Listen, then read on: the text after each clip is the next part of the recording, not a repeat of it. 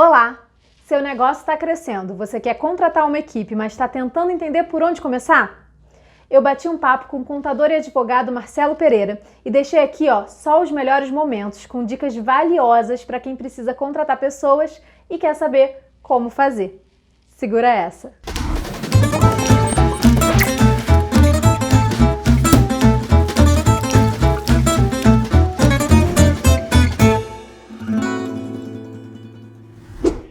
E aí, isso me lembra um outro tópico que é muito importante, que é o momento que as corretoras começam a contratar pessoas, né? Então, a corretora está ali crescendo, já quero ter meu primeiro funcionário, a primeira pessoa trabalhando comigo.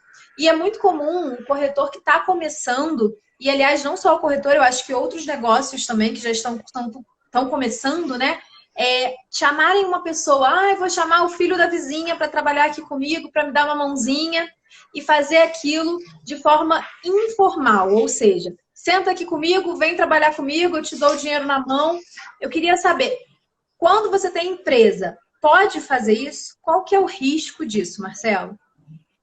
Na realidade, assim, é que eu costumo dizer que se a gente tem um espaço de trabalho, uma pessoa que não seja o só, um motivo. Ela tem que ter algum tipo de a empresa. Esse vínculo ele pode vir através de uma CLT, um contrato de trabalho, pode vir através de um contrato de prestação de serviço, ou ele pode vir através de sócio. São as três possibilidades de vínculo, né, que eu enxergo.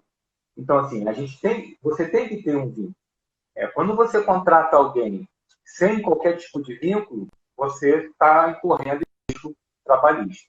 Não somente de autuações fiscais pelo Ministério do Trabalho, como até mesmo um risco trabalhista com o próprio funcionário. Eu costumo dizer que quando a gente contrata um funcionário, é igual quando você quando inicia um casamento. Né?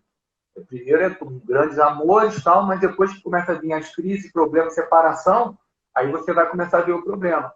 Então, assim, e a gente aqui, contador, eu lembro que o pessoal falava que a nossa área de contador é a área do ouvir não. O que é a área, o que é a contabilidade? É a parte da empresa do não.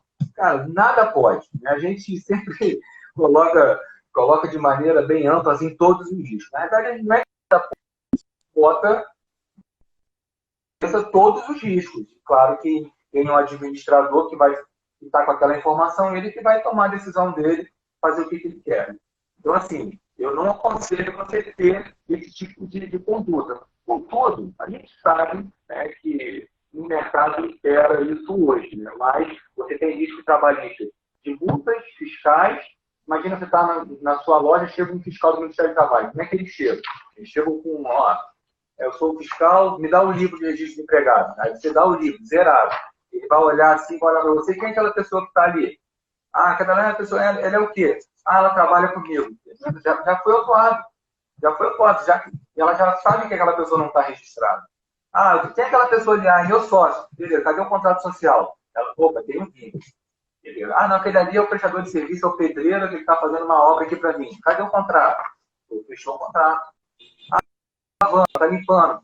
Tem um contrato aqui com uma empresa de limpeza. Está aqui. Então, o fiscal ele vai ver um vínculo com aquela pessoa que está trabalhando. Então, se não tiver um vínculo, vai ser autuado. Por isso, você tem um risco de trabalhar.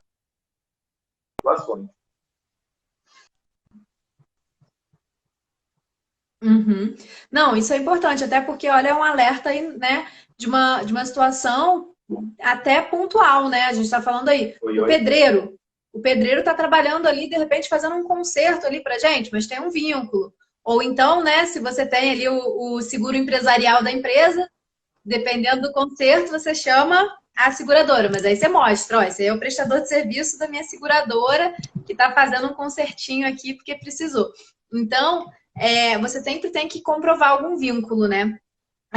E a gente falando aí de trabalho, eu acho que seria uma boa a gente responder a pergunta que entrou aqui no nosso chat mais cedo, quando a gente fala aí de trabalho, uma tendência que é o trabalho em home office, né? Você contratar funcionários, mas eles não trabalharem no seu ambiente de trabalho.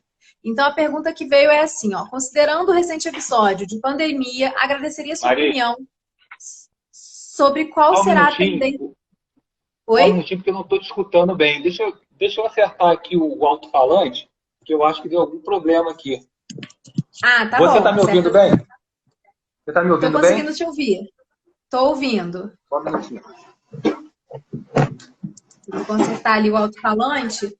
Enquanto ele vai consertando, eu vou falar aqui um pouquinho, pessoal, sobre a importância disso, né? Da gente prestar atenção realmente na forma de contratação das pessoas, porque as pessoas estão trabalhando com a gente, podem parecer pessoas próximas, às vezes um parente, um amigo, mas a gente tem que fazer a coisa certinha, não só para também proteger o nosso negócio, porque a partir de agora, quando a gente para de ser pessoa jurídica, para de ser pessoa física, para se virar em pessoa jurídica, a gente passa a ter uma responsabilidade muito maior, né? É uma empresa que está ali.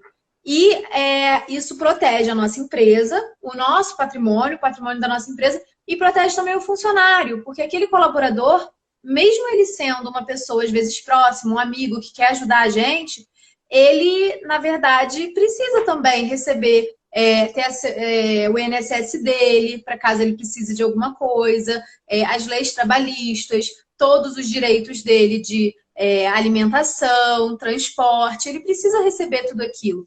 Então, a gente tem que ter essa consciência. Eu vou até falar sobre isso daqui a pouco com o Marcelo, sobre os custos de contratar uma pessoa CLT, mas antes eu vou pedir para ele responder essa pergunta que apareceu aqui no nosso chat. Marcelo, você já está conseguindo me ouvir bem? Estou ouvindo. Tá conseguindo? Ah, bacana. Então, a pergunta que surgiu aqui pra gente no nosso chatzinho da live foi: com o acontecimento recente da pandemia, né? Seria importante ter opinião sobre qual vai ser a tendência global de atividades de serviços, em particular em relação ao home office. Então, sobre essa tendência do home office, como que vai ser isso? Qual é a sua opinião? O que você acha que vai implicar em termos de funcionários, trabalhista, empresa, etc.? A gente teve uma reforma, né, na CLT há um pouco tempo atrás aí, e praticamente já chancelou a questão de você trabalhar home office, né? Tem regras hoje específicas na legislação que te permitem você trabalhar em home office, inclusive com divisão de despesas, né? A gente tem, assim, ou seja, antigamente você trabalhava, mas você não tinha uma legislação. Hoje nós temos uma legislação que ampara esse tipo de trabalho. Eu acho, sinceramente, que o mundo não vai ser mais o mesmo, né? Para mim, o mundo já mudou. Depois da pandemia, que meio que foi um sacode em todo o mundo, e eu acho que o home office veio para ficar. Eu acho que, na minha concepção, eu acho que é o futuro. Eu acho que... eu lembro que na faculdade de Direito, isso lá no primeiro período, um professor nosso que era juiz, ele já falava disso. Ele já falava que a tendência seria o juiz trabalhar de casa, todo mundo trabalhar de casa. Isso tem mais de 6 anos, 7 anos atrás. Então, assim, são coisas que, na minha visão hoje, como empresário e como consultor, eu acho que hoje é o futuro. É o futuro, e a pandemia vai embora, mas o home office não. Eu acho que... Inclusive, no meu escritório, né, hoje a minha equipe se adaptou super bem trabalhando em casa, que eu nem sei realmente tirá-los de casa. Tá? Porque realmente, para mim, para eles, eu não precisa pegar ônibus, 2 horas de trânsito, perigo de violência. Ou seja, são vários fatores, né, que leva a crer que o home office veio para ficar. Legal, bacana. O home office ele é uma ótima opção, né? Eu só acho que as empresas elas vão precisar se adequar. Então, assim, quem está começando um negócio, começar no modelo home office é maravilhoso. A gente está falando aí de redução de custo, de manter a coisa enxutinha, né? E de um crescimento muito grande, de poder montar a equipe em home office. Para aquelas empresas que já existem, que já rodam no padrão tradicional, elas tiveram que se adaptar às pressas. E agora, se elas quiserem se adaptar para o home office, elas vão precisar aí fazer algumas mudanças, alguns controles que funcionem a longo prazo. Motivação de equipe, identificação dos locais de trabalho, né, dentro da casa das pessoas, se estão corretos, se estão de acordo, né, com o melhor conforto para a saúde daquele funcionário a longo prazo. Né? A gente está falando aí da questão de ergonomia, ver se a pessoa está certinha, se ela tem um ambiente para trabalhar, se ela vai se adaptar, e também do cliente, habituar o próprio cliente, porque o cliente precisa se habituar a esse atendimento virtual, ou não, vai haver uma visita até o cliente, vai depender muito do modelo de negócio. Corretor de seguros, a meu ver, existem vários formatos. Existem corretoras que atendem o público direto, então tem loja, tem sala, o cliente senta, participa, fala. Sim. E tem corretora de seguro que já está online há muito tempo que cliente nenhum aparece no escritório. Tá todo mundo, né, só pelo telefone ali. Essas, acredito que vão ter mais facilidade de se adaptar. E até tem aquele corretor que trabalha no escritório, mas que vai sempre até o cliente. O cliente nunca vai até ele, né? E aí esse também pode se adaptar, porque a gente está falando aí de ter um ambiente de trabalho e uma visita. Deve variar muito, né, Marcelo? De acordo com o perfil que a empresa tinha antes e com o que precisa ser feito para isso ser mantido a longo prazo, né? Exatamente. Inclusive, falando nisso tudo que você falou aí, a gente tem essa mudança legislativa grande na CLT e que criou regras. Só que é muito novo. E logo assim que lançou, aí teve a pandemia. Então a gente não tem ainda experiência, a gente não pode falar, não chegou nenhum caso no judiciário ainda para a gente poder chegar e poder emitir uma opinião um pouco mais formada sobre isso. Porém, a gente, como te falei, é o futuro, né? Então a gente vai se adaptando. Vai se adaptando. Hoje os meus clientes às vezes me ligam sobre a questão da MP 936, que deu essa questão do benefício da folha de pagamento, onde a possibilidade de suspensão ou redução. E aí, como é que faz? Falei, cara, logo assim quando começou a pandemia, saiu um monte de MP. Eu falei, cara, a gente está vivendo todo mundo junto. Não adianta, não existe uma resposta pronta. A mesma coisa, a questão aí do home office, não existe uma resposta pronta, a gente está se adaptando. Mas hoje, mal ou bem, a gente tem na CLT umas diretrizes a ser cumprida, né? Uma das questões que eu vejo também que as pessoas confundem com relação ao home office, eu tenho um funcionário home office, eu não preciso pagar ele o vale-refeição. Não tem nada a ver uma coisa com outra. Eu não preciso pagar o vale-transporte, porque ele não vai se deslocar. Mas o vale-refeição você continua sendo obrigado. Mas ele vai comer em casa. Beleza, mas você tem que pagar a alimentação dele.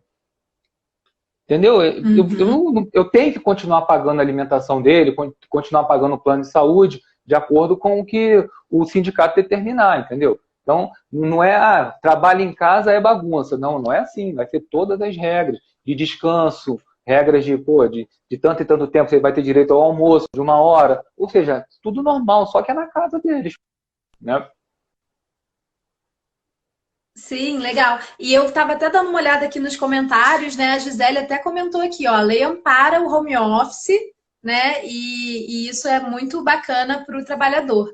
Então, achei bacana a gente ter aqui essa visão, né? Essa opinião do pessoal a favor aí do home office. O pessoal tá cada vez mais habituado. Foi aquela coisa, né? Foi no tranco, mas trouxe para a gente, com certeza, grandes avanços.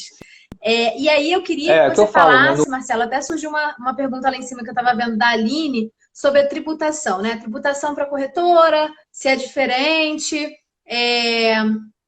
E aí eu queria entrar, na verdade, um pouquinho, não na tributação geral, mas eu queria entrar especificamente no contrato de CLT. Então, eu contrato um funcionário CLT para minha corretora. Eu tenho aqui o custo do salário dessa pessoa e tem outros custos. Que outros custos são esses? Existe uma fala geral que você tem que multiplicar o custo do funcionário por 2, o salário dele por 2 para saber o custo dele.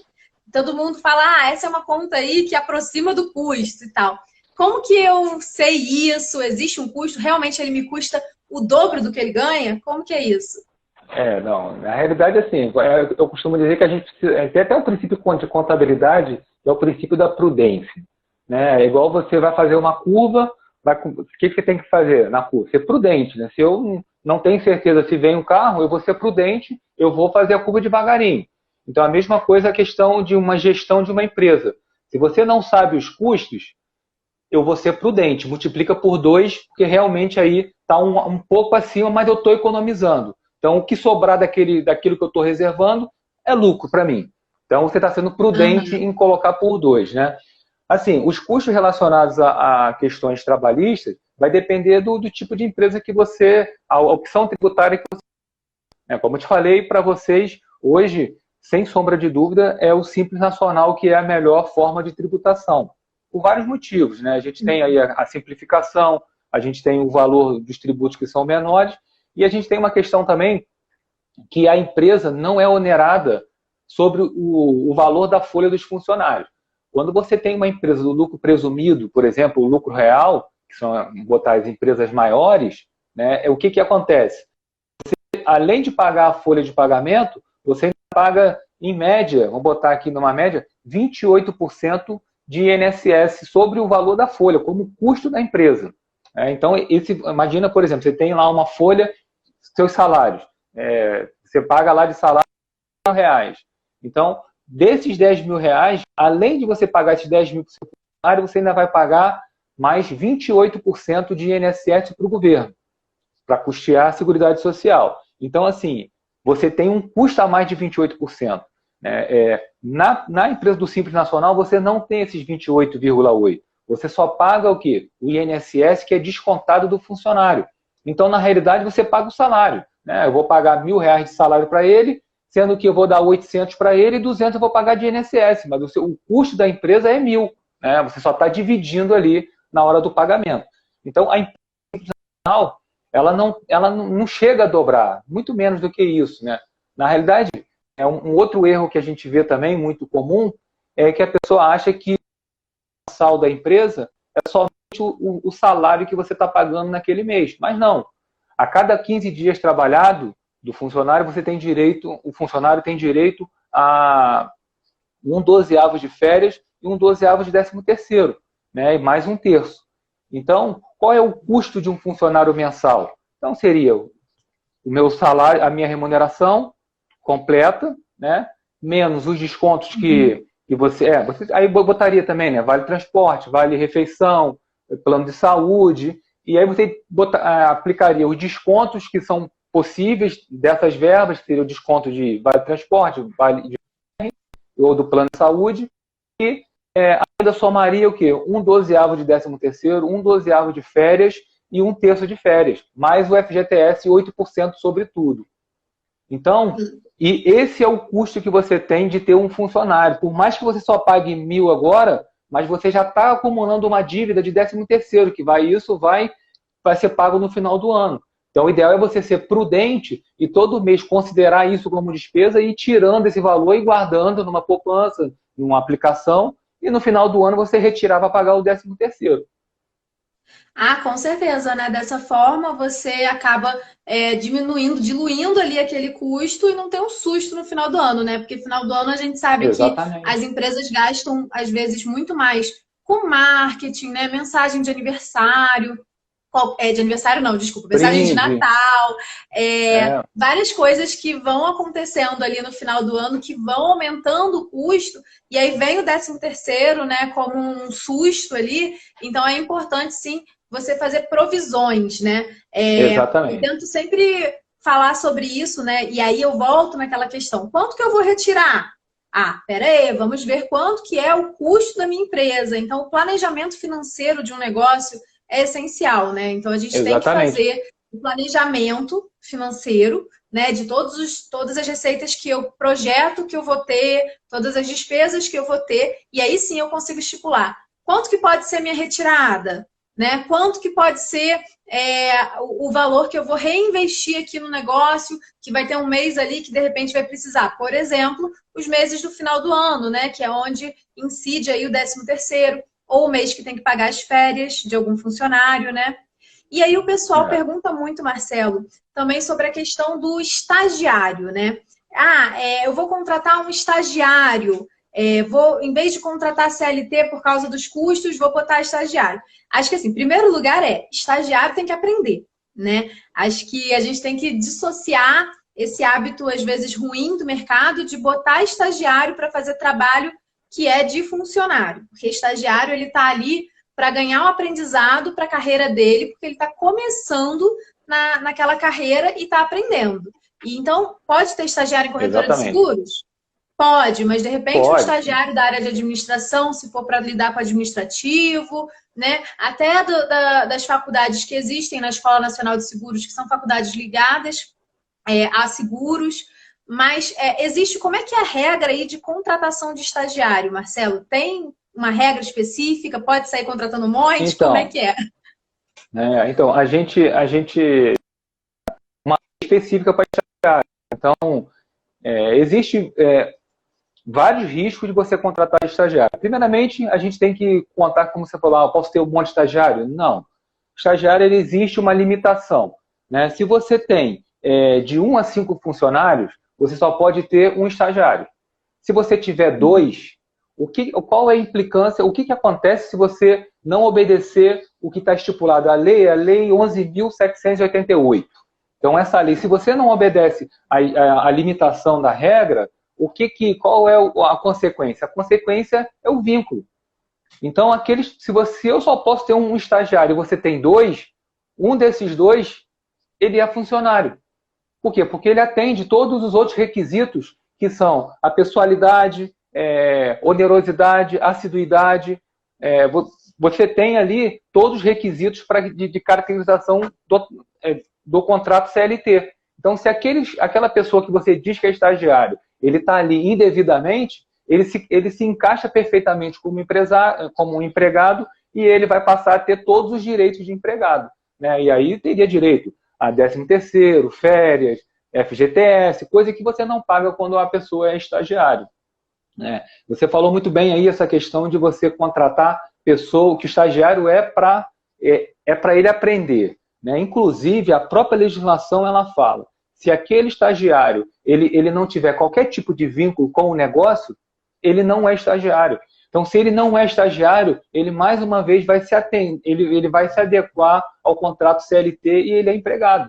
A gente tem acompanhado, teve um escritório de advocacia famoso aqui no Rio, que eu não me lembro o nome, que teve uma repercussão muito grande. Escritório de advocacia, por exemplo, tem muito estagiário. Primeiro que eles não respeitam a regra, né? A regra, se eu tenho de 1 a 5, é um estagiário. De 6 a 10, eu tenho 2. História de advocacia tem 40, 50. Então, um desses pseudo-estagiários entrou com uma ação e ganhou uma indenização milionária lá do escritório, porque ele conseguiu provar que ele, na realidade, ele não era estagiário, porque realmente tratava ele como profissional. O estagiário, para ser estagiário, ele precisa ter alguém supervisionando ele. Se tiver um supervisor, alguém que realmente vai lá e, no final, dá o parecer, não, o rapaz fez isso, dá uma relação de atividades que ele fez, aí sim, a gente está dentro da legalidade. Se você, por exemplo, pega um estagiário, eu vejo muito, esses dias eu achei engraçado, eu estava um entregador de Uber, de iFood, escrito assim, estagiário. Eu falei, estagiário de quê, cara? O que esse cara, qual é a escola que esse rapaz trabalha para ele poder ser um estagiário para entregar o Uber? Esse negócio de Uber. Eu achei engraçado, mas é o que acontece na nossa vida, né? A gente vê pessoas de banco, ou seja, a gente vê realmente grandes situações aí completamente erradas, completamente fora da legislação e seja em risco trabalhista. Legal, não, bacana. Pessoal, a gente está caminhando para o final da nossa live por causa do tempo. Então, quem tiver alguma dúvida, alguma pergunta, faz, por favor, aqui no nosso chat, tá? Para a gente responder. E eu queria fazer um apanhado para quem chegou depois, né? De tudo que a gente conversou aqui de forma resumida. Aí, Marcelo, se eu deixar alguma coisa faltar, você me complementa aí, tá? Então, o que a gente conversou aqui, que foi muito bacana, foi que para abrir a minha corretora, primeiro, eu tenho que ser corretor de seguros, né? Pelo menos um dos sócios da corretora tem que ser corretor. E para isso eu tenho que ter a SUSEP, né? A habilitação de corretor de seguros, que é emitida pela SUSEP. Em segundo lugar, eu preciso abrir o CNPJ a qualquer custo? Não. Só vai abrir o CNPJ quem quer realmente começar a ter um negócio. E tem que ter a consciência de que ter um negócio é gerir o negócio. Não é simplesmente atuar como corretor autônomo, que faz a venda, faz o atendimento de pós-vendas e tudo mais, mas que não faz gestão de negócio. E essa gestão de negócio vai implicar no quê?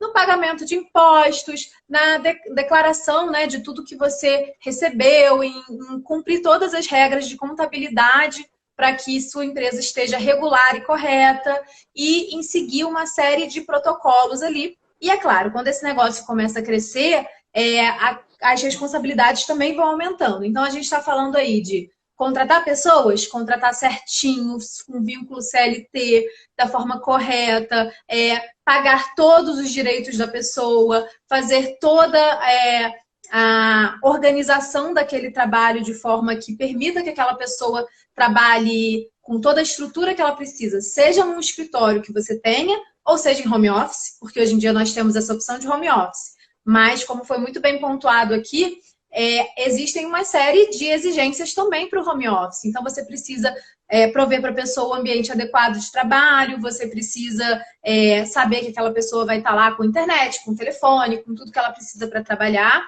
E essa legislação é nova, né, sobre o home office. Quer dizer, a legislação já existia antes, mas a nova, existe novas formulações, né, que saíram antes da pandemia.